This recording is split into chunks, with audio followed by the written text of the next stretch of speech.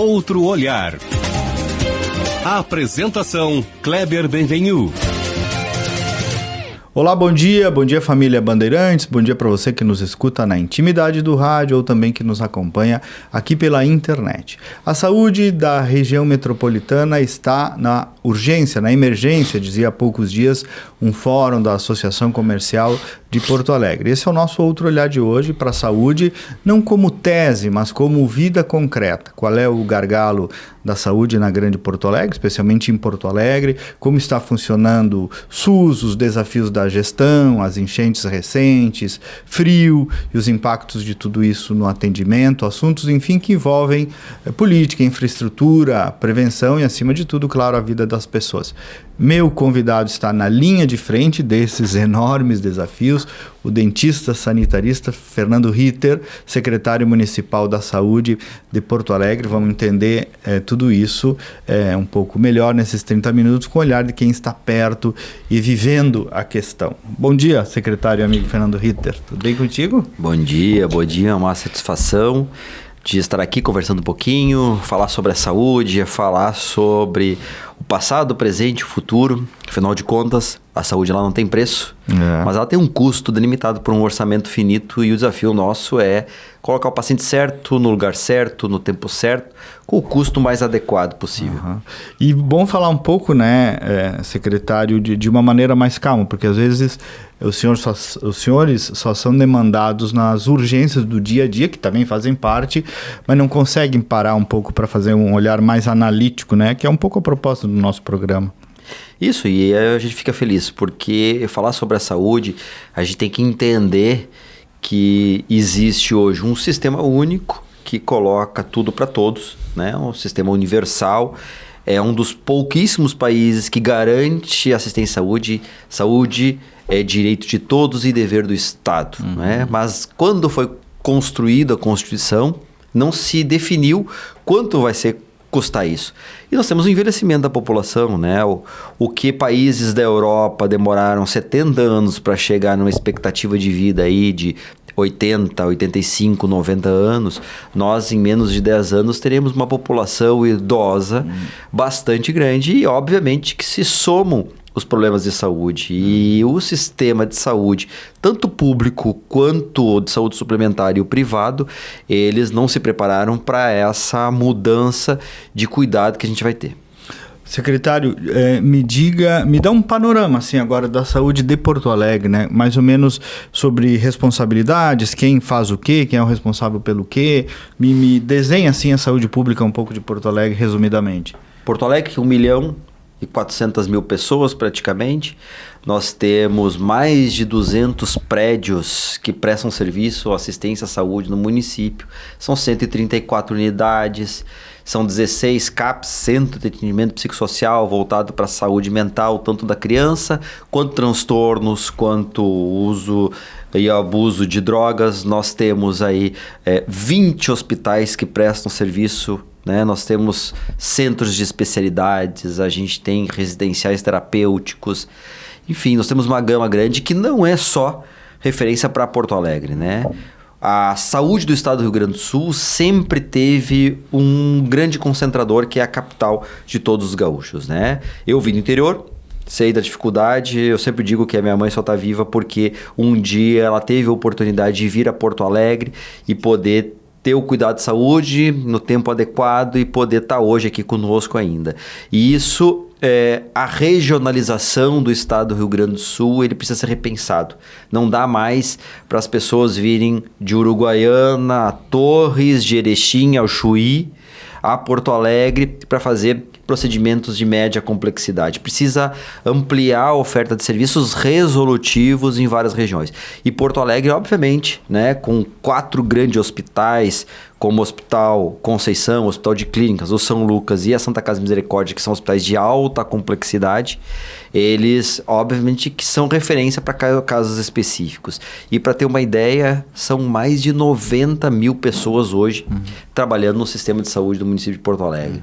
Se tu olhar isso proporcionalmente a outras capitais, talvez o Rio Grande do Sul seja o grande concentrador aqui em Porto Alegre, na região. Eu ia te perguntar isso. Aqui o dado é maior da concentração. É maior, porque que a gente vê que, inclusive, nós somos referência para média complexidade para mais de 200 municípios, né? Então, tem municípios que são aqui lindeiros a nós, mas também a gente tem municípios aqui que tem que fazer 400 quilômetros para ter assistência. Isso o senhor está falando de saúde pública ou de privada também? As duas coisas. As duas coisas. Eu sempre digo, né, que ser secretário de saúde não é exclusivamente do Sistema Único de Saúde. Perfeito. Obviamente que as demandas do Sistema Único de Saúde, 70%, 80% ou 90% das pessoas hoje no Brasil dependem do Sistema Único de Saúde para alguma coisa de assistência. Alguns exclusivamente para assistência. Óbvio que todos nós usamos o SUS para vacina, nós usamos para a qualidade da água, para a questão da dengue, todas as ações. Mas para assistência à saúde, hoje no município de Porto Alegre, 78% das pessoas dependem exclusivamente do Sistema Único de Saúde e nós temos a saúde suplementar que ela vai variando entre planos de saúde que dão assistência integral e tem planos de saúde que dão parciais.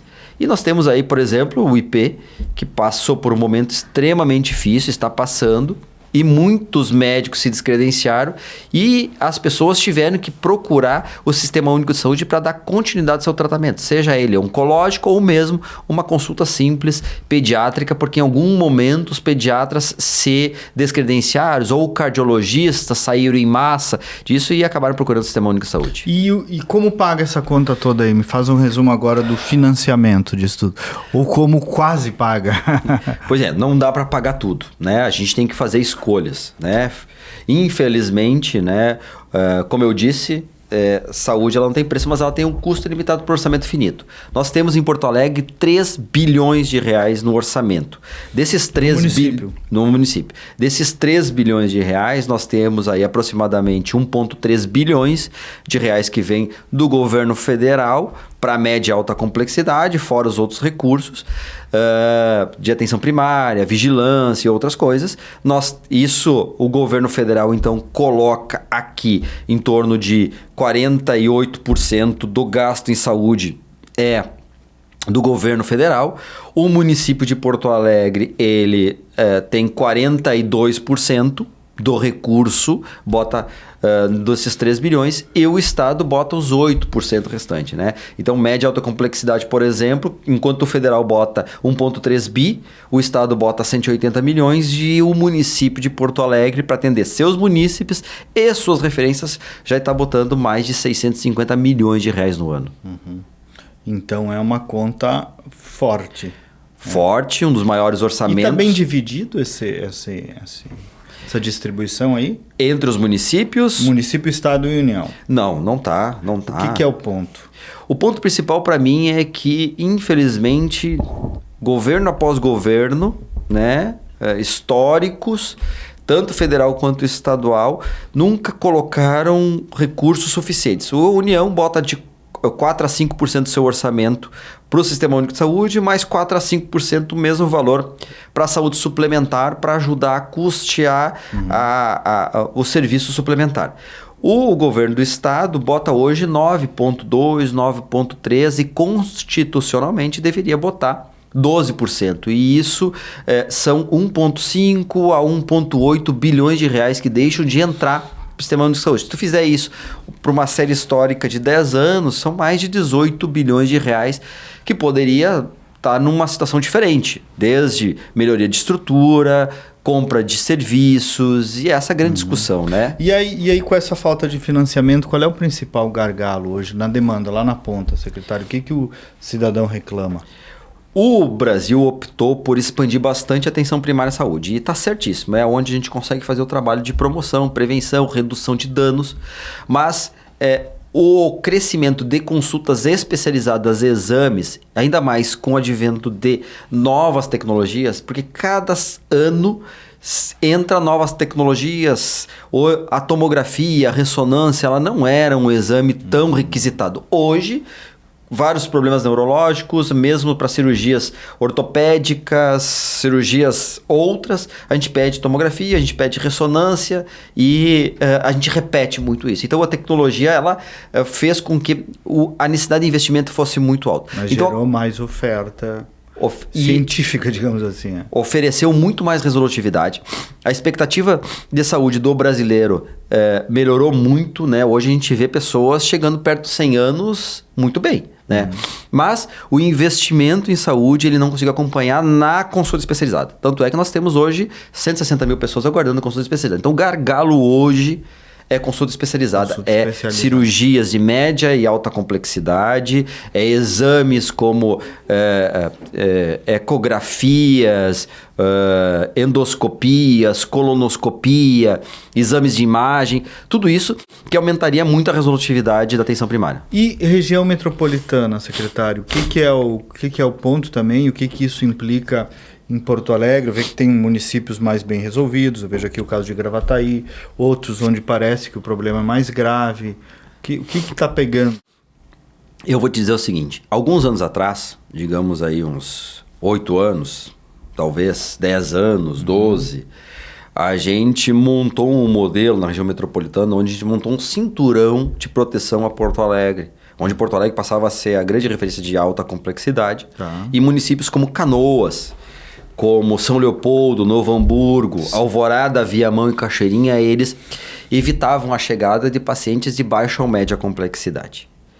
Os hospitais de Viamão, Alvorada e Cachoeirinha eram administrados pelo Hospital de Cardiologia de Porto Alegre, passou por uma crise financeira grande, teve que abrir mão da gestão, porque os valores que eram repassados pelo Estado já não eram mais suficientes para a operação do sistema e muitos serviços deixaram de ser executados. Fechou o serviço de traumato-ortopedia por muito tempo em Viamão. Só isso já é uma bronca. O impacto. E Porto Alegre passou a ser referência, porque as pessoas, por mais que tenham passado a referência para Esteio e uma parte, a pessoa sai de Viamão, passa por Porto Alegre, Canoas e Esteio. Não.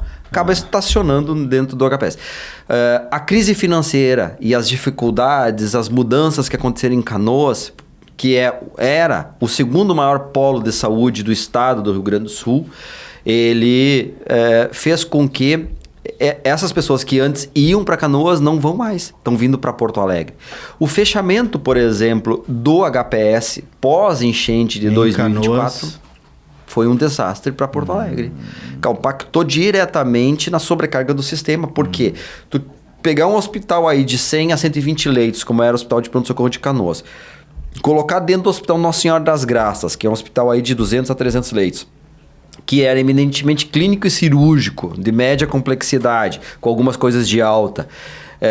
2 corpos não ocupam o mesmo lugar no espaço. 2 gestões, tudo, né? Completamente diferentes. E aí, o paciente clínico que era assistido dentro da emergência do Hospital Nacional das Graças passou a usar UPA. As UPAs de Canoas, eu conheço bem, não trabalhavam com folga.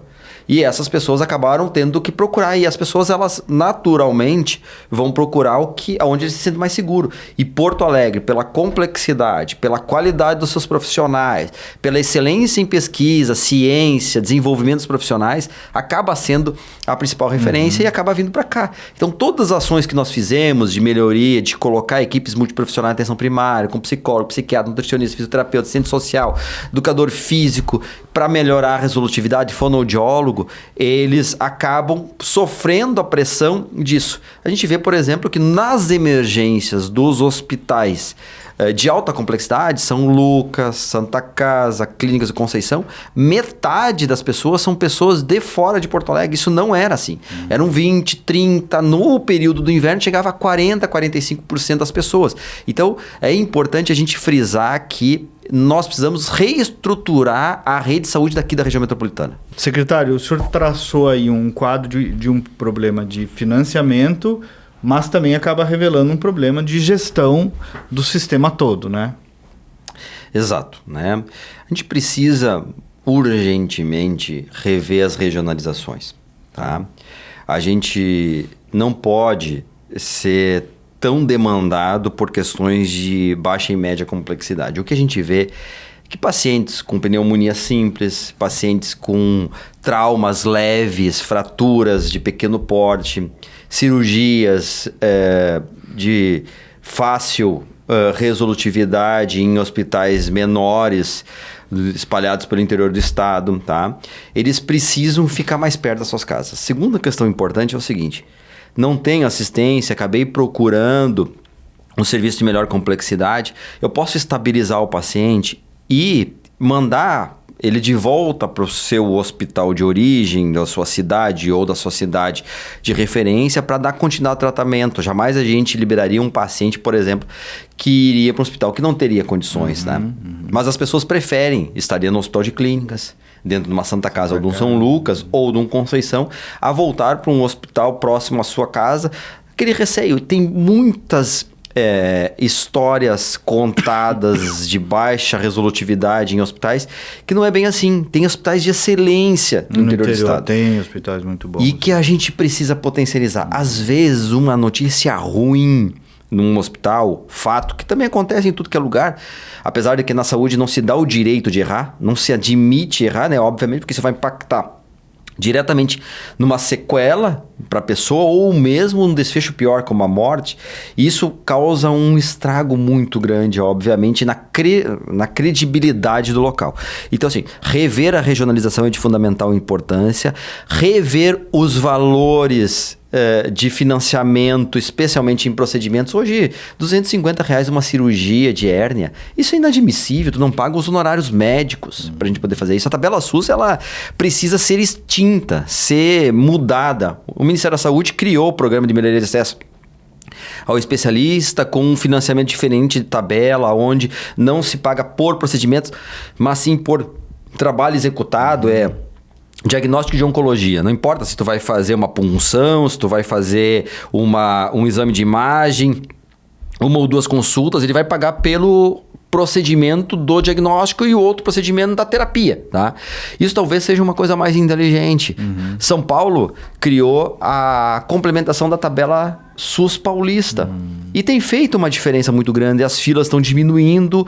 Precisa a gente rever a forma de financiamento e a política a nível estadual e federal para financiamento de média e alta complexidade. Sobre hospitais, doutor Ritter, o doutor Júlio Matos, que eu entrevistei há algumas semanas, fez uma constatação, uma crítica consistente de que a dificuldade de gestão de hospitais públicos, né? Exato. E muitos mal administrados. Também é um problema por aí que precisa ser superado, né?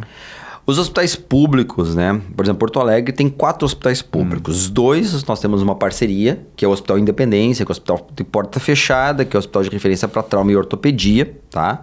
E nós temos o Hospital da Restinga, que também tem uma parceria, tá? E tem 2 que são administrados pelo município, o Hospital Materno Infantil Presidente Vargas e o Hospital de Pronto-Socorro.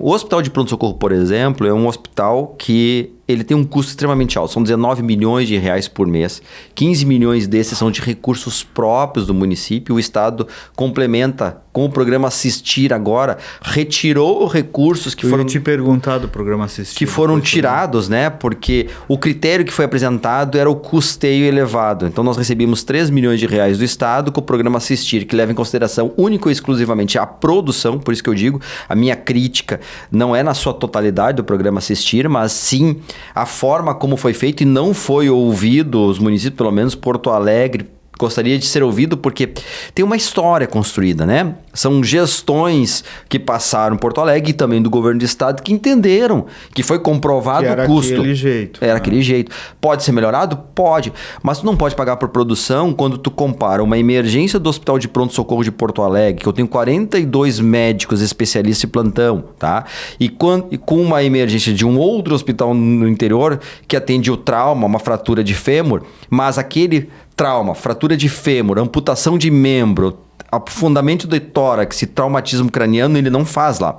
Ele manda para cá. Um paciente com 70% do corpo queimado, ele me custa R$8 mil por dia em equipe médica e insumos.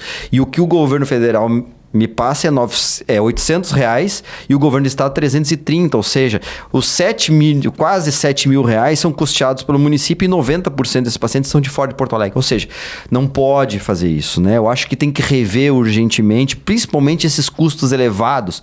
Talvez os hospitais como o Hospital de Pronto-Socorro, eles tenham que ser cofinanciados de forma diferente, não pode ser tratado os diferentes de forma igual, precisa ter valores diferentes para a gente poder evoluir. Essa foi a questão do Assistir.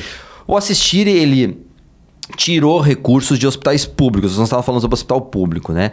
Muitas coisas dos hospitais públicos, só os públicos fazem. Ninguém quer, nenhum hospital privado ou filantrópico quer um paciente de 70% do corpo queimado. Acaba sendo 100% HPS ou Cristo Redentor. Cristo Redentor. Esses dois concentram praticamente 100% dos casos dos grandes queimados. Não existe outro local. Rio Grande tinha 2 leitos, mas são leitos com menos complexidade.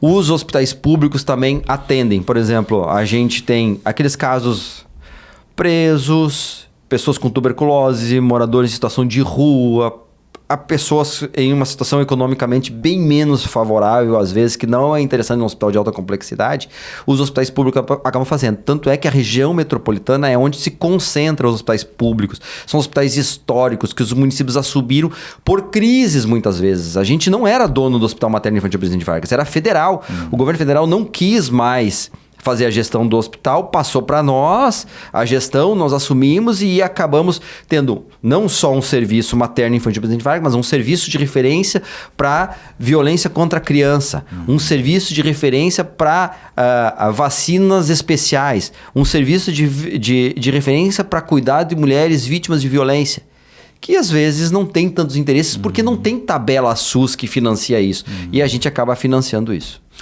E o frio, hein, secretário? Quanto que impactou aí o frio dos últimos dias, das últimas semanas?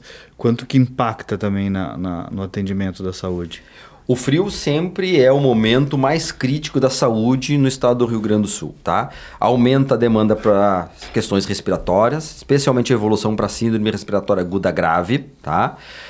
Diferentemente do ano passado e dos anos anteriores, nós já entramos em 2025 com 10% a mais dos leitos hospitalares de Porto Alegre ocupados por outros problemas. Então nós sempre começamos o inverno com 89% a 92% dos leitos ocupados. Bom, dessa vez nós começamos com 98% a 102% de ocupação e aí tu tem mais a demanda do inverno. Ou seja, a gente teve uma situação onde aquilo que a gente organizou, porque nós tivemos uma operação inverno planejada, nós íamos chegar a 140 leitos abertos, unidades de saúde, temos 10 unidades de saúde que são abertas nos finais de semana durante o período do inverno, assim como no domingo a gente abre. Nós também tínhamos expectativa, por exemplo, ainda continua sendo um problema sério, a conscientização das pessoas com relação à vacina. Hoje 54% das pessoas tomaram a vacina daqueles grupos de risco, né? Que são crianças, idosos, pessoas com doenças crônicas, profissionais de saúde, gestantes. Essas 54% apenas tomaram a vacina. E a vacina, é importante as pessoas saberem, né? A vacina ela não evita da pessoa ter a doença. Ela evita que a pessoa tenha forma grave. Eu vi que lá na Associação Comercial tu revelaste preocupação com a baixa procura da vacina, né? Isso é uma preocupação para o Brasil inteiro, né? Nós ainda, Porto Alegre, estamos acima da média do estado do Rio Grande do Sul, tá? De vacinação, principalmente nos grupos prioritários. Mas o que eu vejo é que a cultura das pessoas do deixa para amanhã, não deixa para amanhã o que tu pode fazer hoje. Então, leve, nós temos 134 unidades de saúde, 16 delas funcionam até as 22 horas.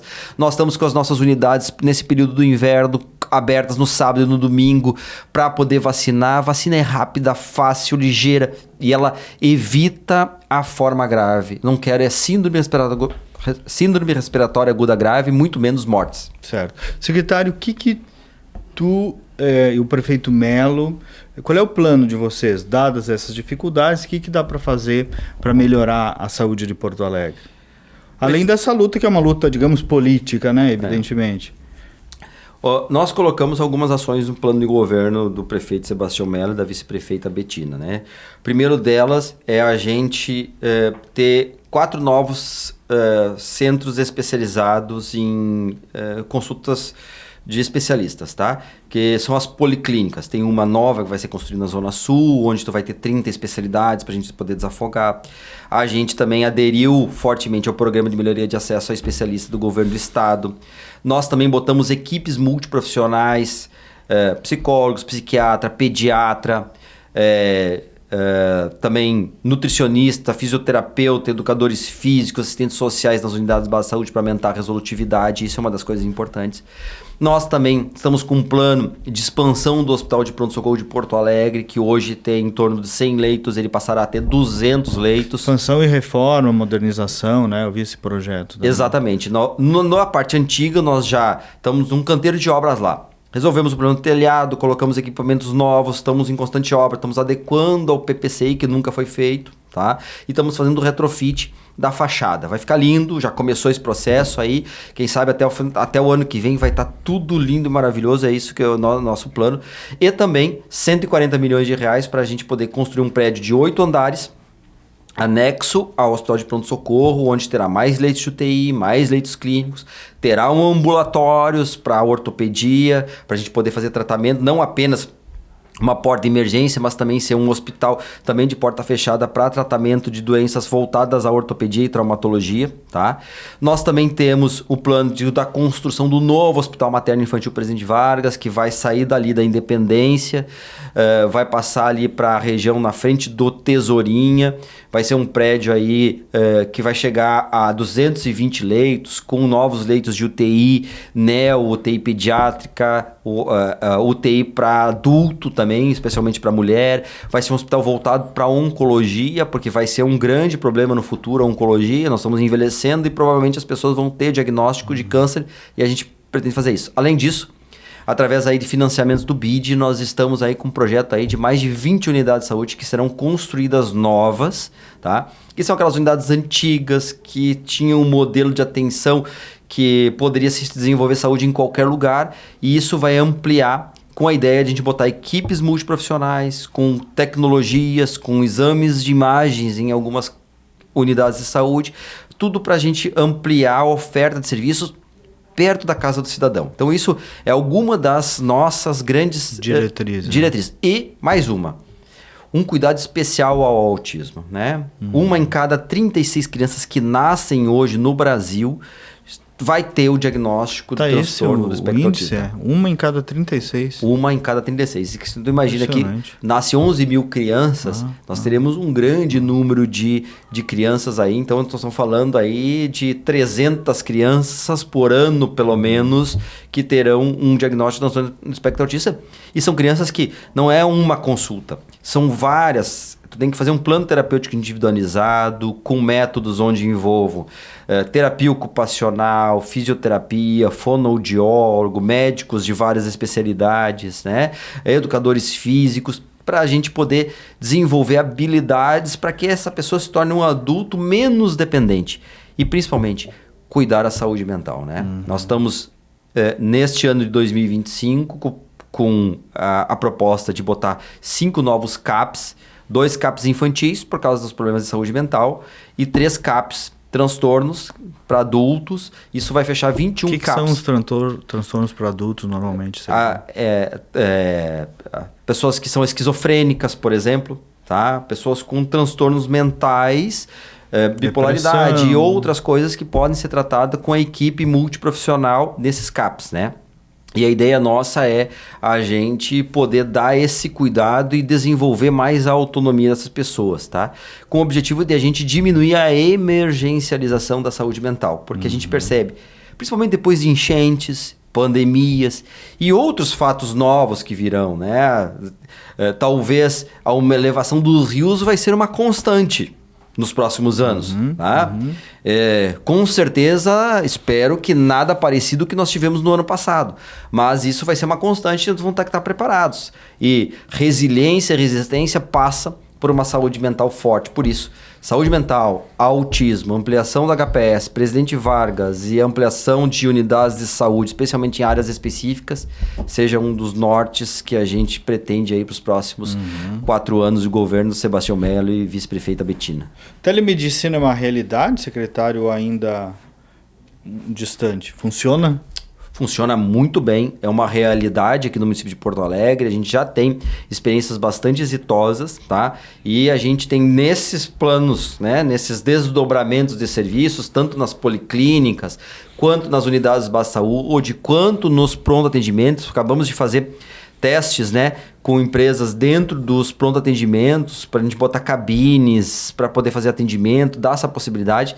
Ele é um presente atual, né? A gente vivencia isso na realidade e vamos expandir para os próximos anos aí muito, porque facilita, diminui a sobrecarga de pessoas numa recepção, no estresse, tu pode estar no convívio do celular e fazer a consulta agendada com um profissional médico, psicólogo, entre outros. Claro que demandas clínicas que precisam fazer o exame, cirúrgicas. Sim, aí isso... Não dá, né? Mas até a oftalmologia hoje, a telemedicina funciona muito bem.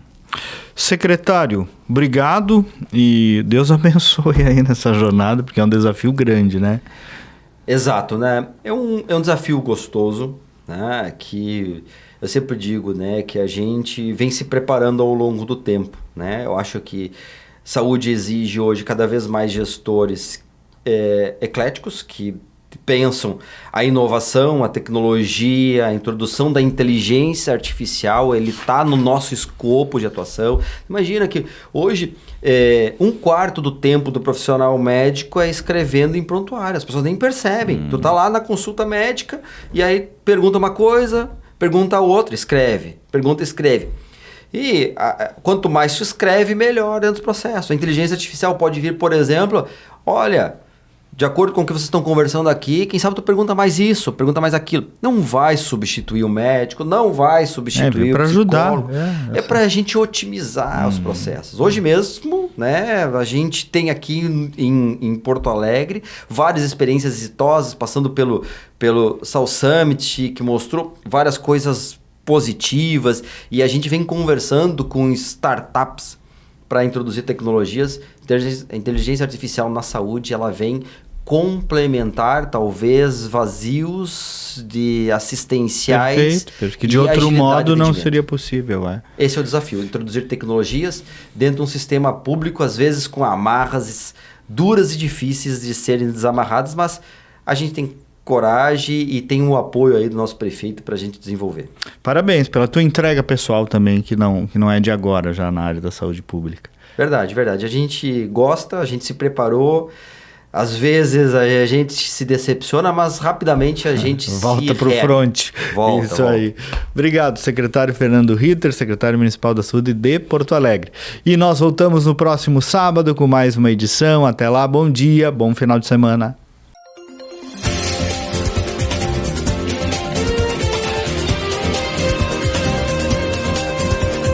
Outro olhar. A apresentação Kleber Benvenu.